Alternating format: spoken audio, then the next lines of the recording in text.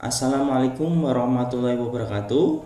Apa kabar teman-teman mahasiswa UIJ dimanapun berada? Semoga dalam keadaan sehat dan tentunya bersemangat untuk mengikuti perkuliahan kali ini. Pada sesi sebelumnya kita telah membahas tentang flowchart.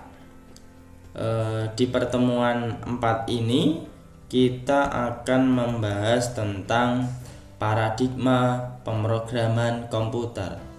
Dan pokok bahasan yang kita bahas adalah apa itu program pemrograman dan programming, jenis bahasa pemrograman, langkah-langkah membuat program, dan paradigma pemrograman komputer. Nah, di sini yang pertama adalah apa itu program pemrograman dan programming. Yang pertama adalah program.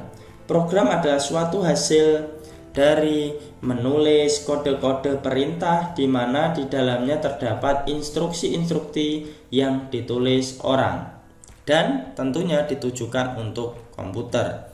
Yang kedua adalah pemrograman. Sering kali kita dengar itu pemrograman.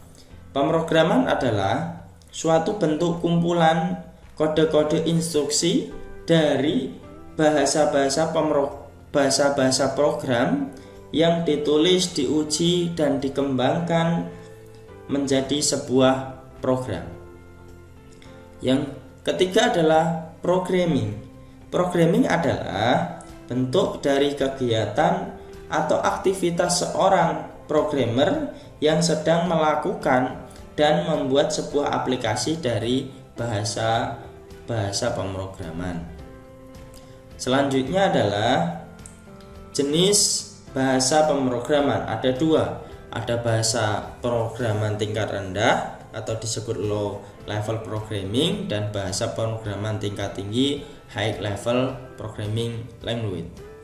Nah, apa itu bahasa pemrograman tingkat rendah? Yaitu jenis bahasa pemrograman yang memiliki tingkat rendah, artinya bahasa program yang bisa atau bahasa program yang berisi instruksi untuk komputer dengan menggunakan kode biner. Nah, selanjutnya adalah bahasa program tingkat tinggi, yaitu bahasa program tingkat tinggi di mana bahasa ini berisi instruksi atau perintah yang menggunakan bahasa ilmiah yang mudah dimengerti oleh manusia, atau kita bahasanya bahasa Inggris. Nah, contohnya apa? Bahasa tingkat tinggi ini ya Java, Python, C, C#, dan lain sebagainya. Nah, selanjutnya langkah-langkah membuat program. Yang pertama itu harus mengidentifikasi masalah. Masalahnya apa sih? Nah, ini karena apa? Kalau kita langsung membuat program, kalau tidak ada masalahnya itu tidak bisa. Kemudian merumuskan solusi. Setelah didefinisikan dengan jelas, input yang diberikan sudah jelas, outputnya pun sudah jelas, langkah selanjutnya adalah mencari solusi bagaimana masalah itu dapat terselesaikan. Kemudian adalah menulis program. Setelah algoritma disusun oleh programmer, langkah berikutnya adalah mengimplementasikan algoritma untuk ke dalam program. Jadi saat merumuskan solusi ini itu nanti adalah outputnya prosesnya itu algoritma, tentunya secara sistematis dan urut, sehingga nanti bisa diimplementasikan untuk menulis program. Setelah program ditulis, kemudian menguji program. Nah, setelah program selesai dibuat itu, program tersebut harus uji. Tujuannya apa?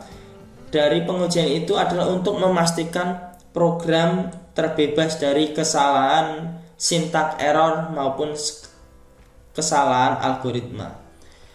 Nah, itu langkah-langkah membuat program. Jadi perlu diperhatikan 4 langkah ini harus urut gitu, harus satu persatu sehingga nanti sampai menguji program. Selanjutnya lanjutan ini yang kemudian ada menulis dokumentasi. Nah, ini penting sekali karena dokumentasi itu bagi seorang programmer itu diperlukan terutama pada saat akan melakukan perubahan program nanti. Nah, ini penting banget menulis dokumentasi. Yang terakhir adalah maintenance atau perawatan.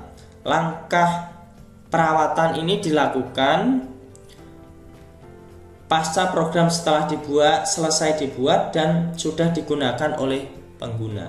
Jadi perlu di maintain jika ada bug-bug yang sebelumnya tidak terdeteksi ketika langkah pengujian yang tadi. Nah, itu adalah langkah-langkah membuat program, yaitu ada 6.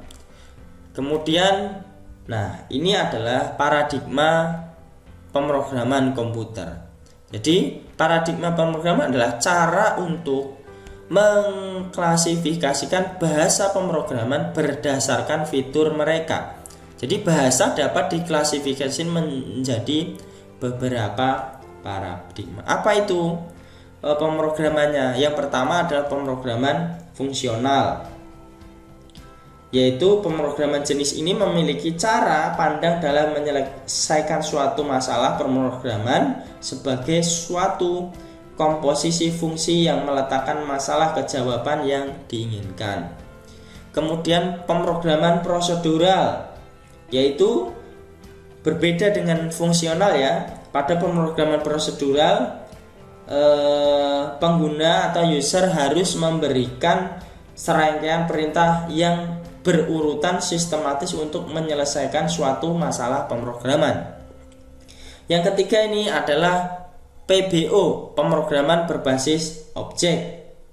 Nah, sesuai dengan namanya ini yaitu menyelesaikan sesuatu masalah ada dengan berorientasi kepada objek, karena seluruh data serta fungsi yang ada di dalam dikemas dalam suatu kelas atau objek-objek yang terpisah ke beberapa bagian tertentu. Nah, yang selanjutnya adalah pemrograman deklaratif, yaitu jenis pemrograman ini yaitu suatu masalah dianggap sebagai pekerjaan komputer yang dilakukan melalui sebuah inferensi terhadap fakta yang ada. Nah, itu adalah langkah-langkah membuat program. Terima kasih. Ini cukup penjelasan bagi saya untuk mempresentasikan. Semoga teman-teman bisa memahami dengan baik. Sampai berjumpa di pertemuan berikutnya. Saya akhiri. Wassalamualaikum warahmatullahi wabarakatuh.